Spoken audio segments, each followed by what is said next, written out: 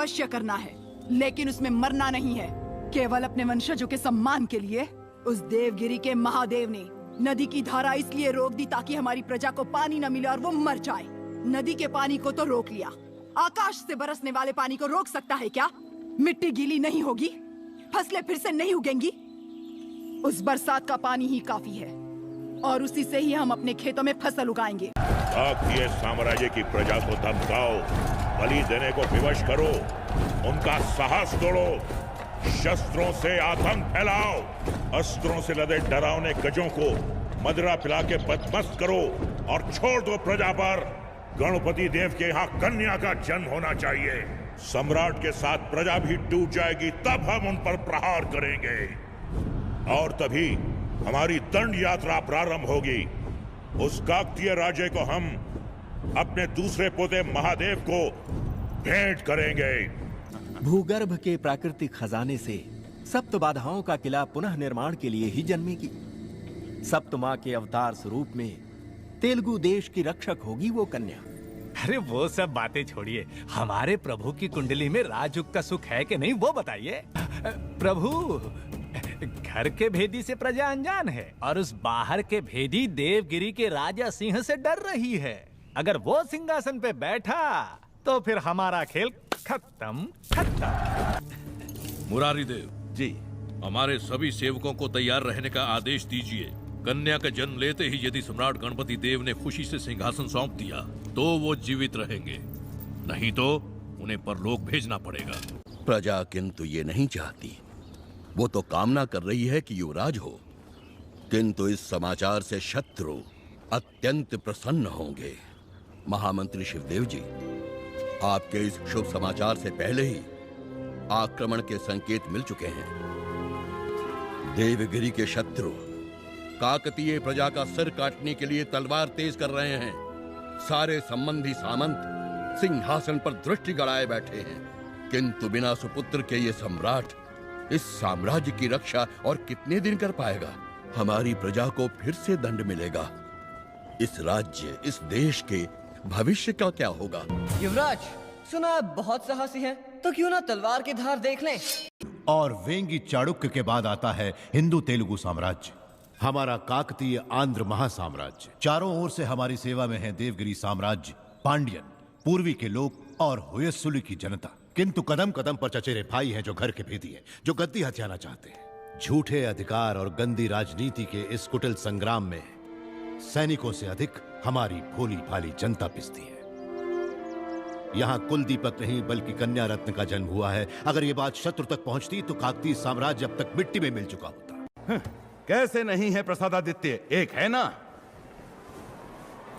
युवराज रुद्रदेव कितने बलशाली हैं आप भूल सकते हैं, किंतु हम नहीं।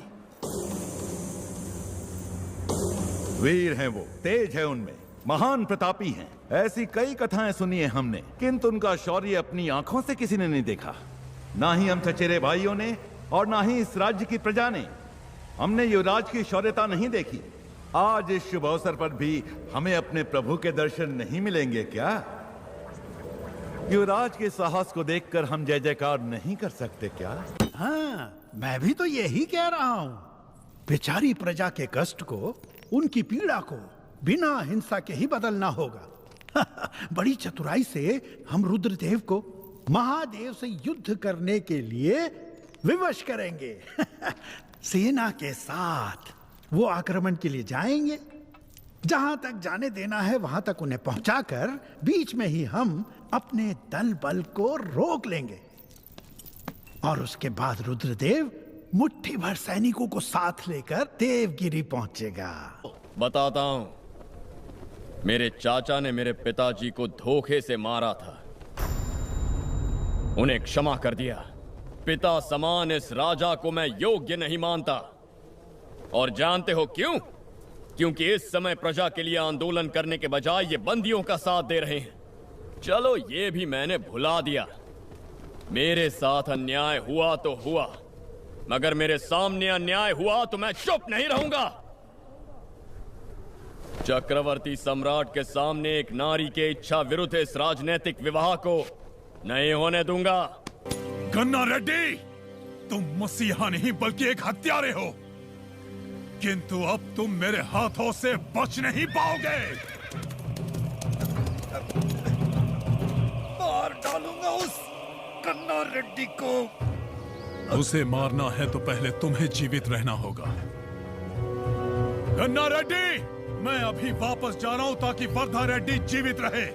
खेल समाप्त नहीं हुआ बल्कि प्रारंभ हुआ है। मैं सब कुछ समझ गई।